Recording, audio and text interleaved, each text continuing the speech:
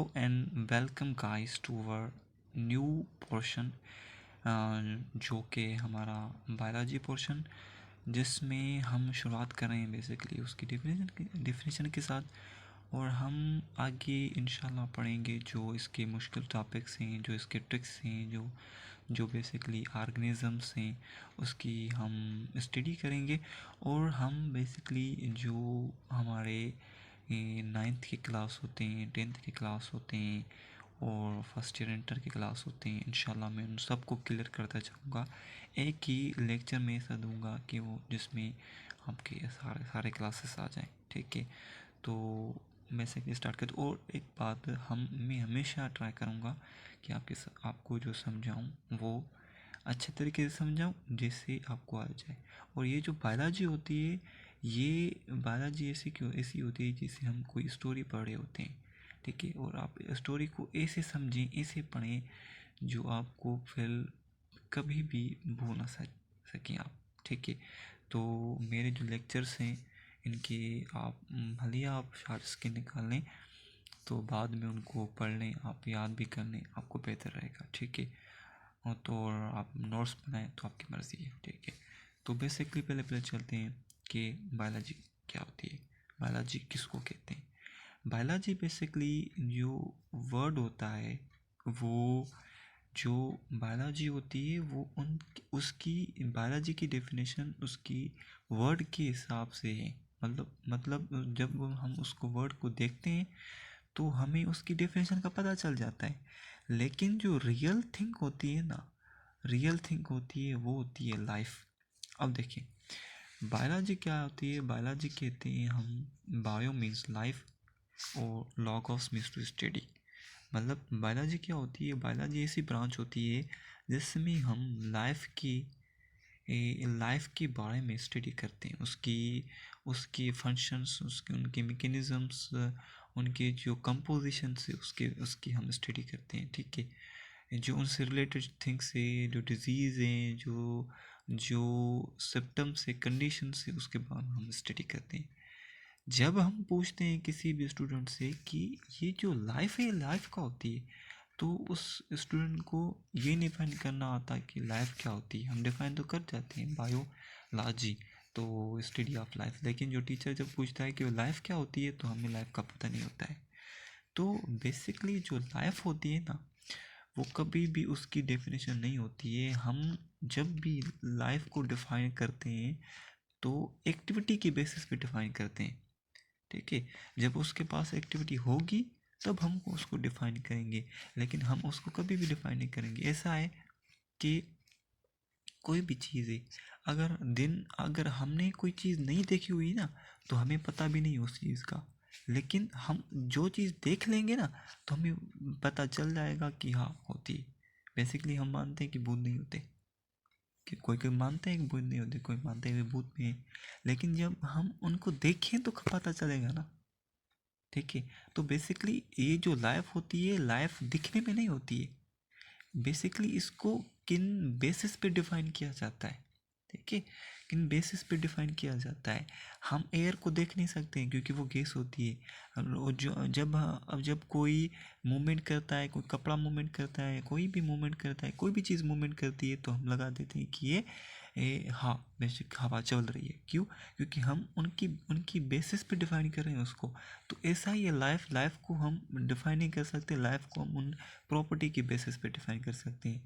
तो जब भी जो प्रॉपर्टी ये भी किसी भी बेसिकली होती तो बहुत है, लेकिन जो मेन होती है ना वो ये होती है जब भी किसी भी ऑर्गेनिज्म में, किसी भी थिंग में ये चीज़ें एक्टिविटीज़ देखो तो आप समझ जाना ये ये जो चीज़ है ये बेसिकली लाइफ को पजेस करती है। ठीक है, तो पहले पहले कौन सी चीज़ होती है? डाइजेशन। जो डाइजेशन होती है वो एक प्रोसेस होता है जो लाइफ पजेस करता है ना, सिर्फ वो ही करता है। तो डाइजेशन की मीनिंग क्या होती है?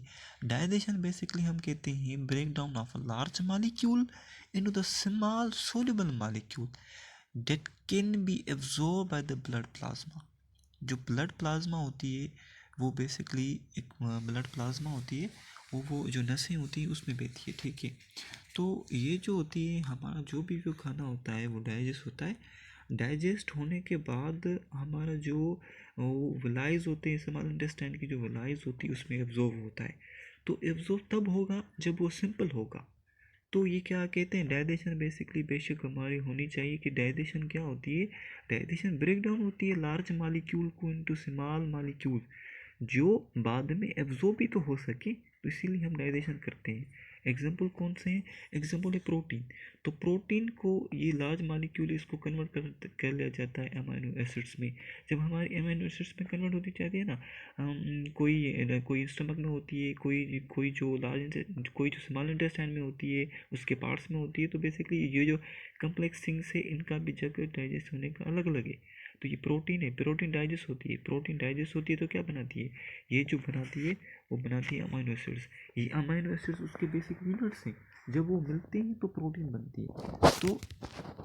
तो जब ये टूटेगी तो अमाइनो एसिड, अब ये अमाइनो एसिड हम प्लाज्मा जो ब्लड प्लाज्मा है उसमें एब्जॉर्ब हो जाएगा। उसी तरह ग्लाइकोजन या स्टार्च है जो हम कार्बोहाइड्रेट खाते हैं, ठीक है। तो एनिमल सोर्स भी ये कंजर्व रही है हमारा, ठीक है। तो ये जो ब्रेक डाउन होता है तो ये पॉलीसेकेराइड है, तो ये मोनोसेकेराइड्स में आ जाता है।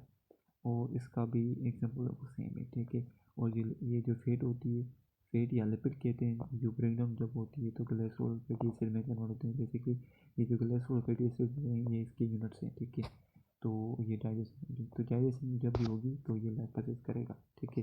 उसके बाद रेस्पिरेशन भी जिसमें होगी वो लाइपोलाइसिस करेगा। तो रेस्पिरेशन बेसिकली क्या होती है, प्रोसेस होता है, ठीक है, जिसमें कोई भी ऑर्गेनिज्म अपने फूड को ऑक्सीडाइज करता है ऑक्सीजन को यूज़ करके, और फूड को ऑक्सीडाइज करता है और एनर्जी को रिलीज करता है। जो हम रेस्पिरेशन करते हैं बेसिकली वो हम एनर्जी के लिए करते हैं, हमें एनर्जी नीड होती है हमारी लाइफ चलाने के लिए, हम चलने के लिए, बैठने के लिए, उठने के लिए, खाने के लिए, जो मूवमेंट्स करने के लिए, तो हमें रेस्पिरेशन की ज़रूरत होती है, क्योंकि रेस्पिरेशन एनर्जी रिलीज होती है और एनर्जी हमारे बॉडी में नीड होती है। तो एनर्जी को रिलीज करती है इन द प्रेजेंस और एब्सेंस ऑफ ऑक्सीजन। जो मतलब जो हम खाना होता है उसको ऑक्सीडाइज करते हैं, तो प्रेजेंस ऑफ ऑक्सीजन में भी करते हैं, एब्सेंस ऑफ ऑक्सीजन में भी करते हैं।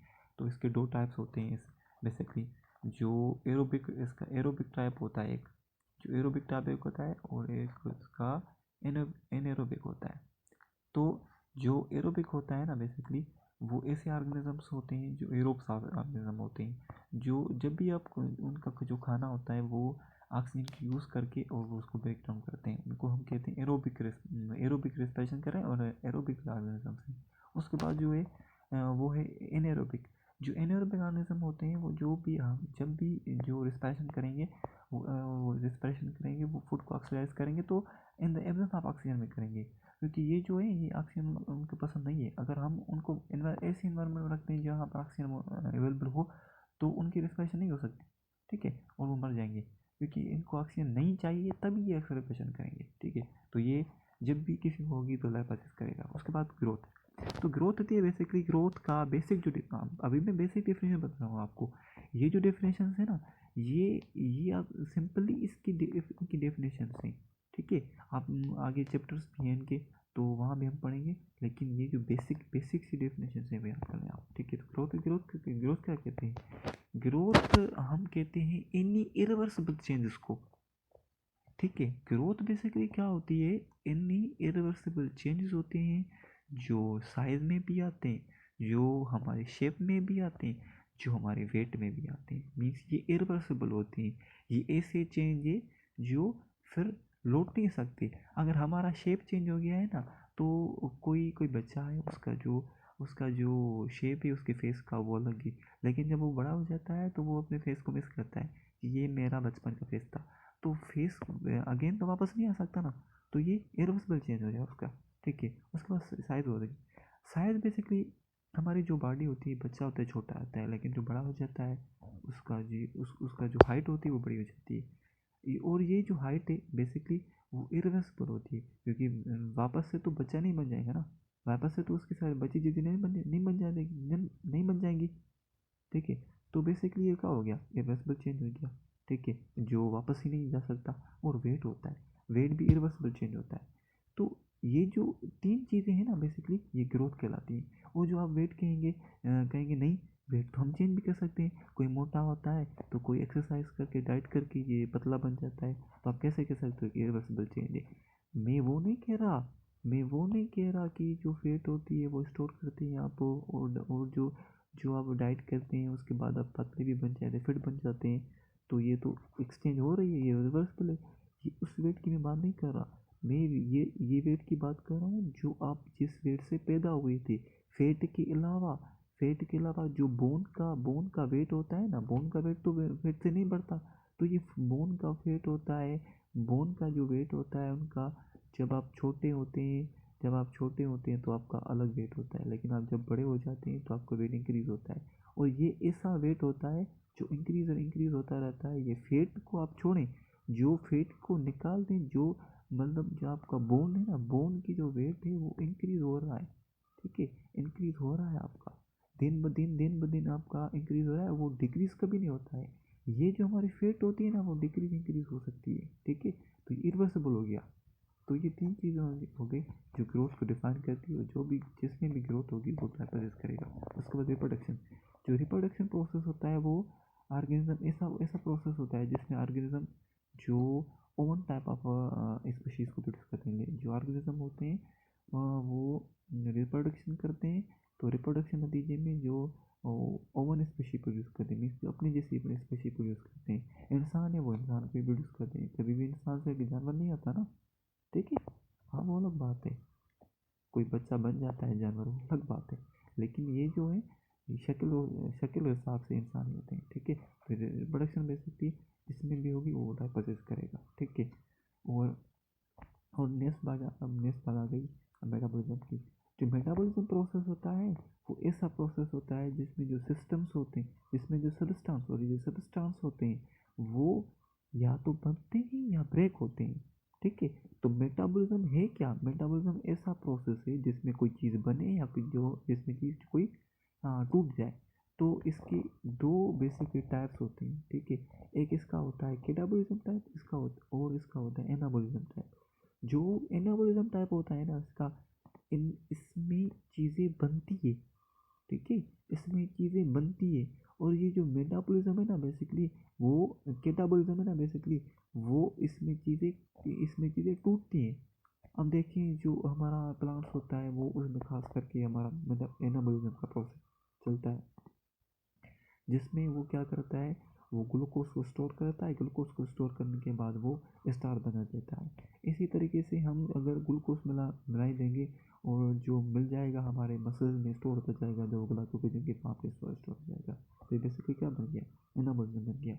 और जब हमें नीड होती है, ठीक है, तो हमें जब हमारी बॉडी में कोई डिजीज़ के टाइम में हम खाना नहीं खा रहे होते हैं या फास्टिंग के टाइम में नहीं खा रहे होते हैं, तो ये जो ग्लाइकोजन होता है ना बेसिकली, वो हमारे मसल्स में स्टोर पड़ा होता है। तो बॉडी को नीड होती है खाने की, बॉडी को नीड होती है, क्योंकि बॉडी को ऑलवेज हर टाइम में नीड होती है खाने की, ठीक है।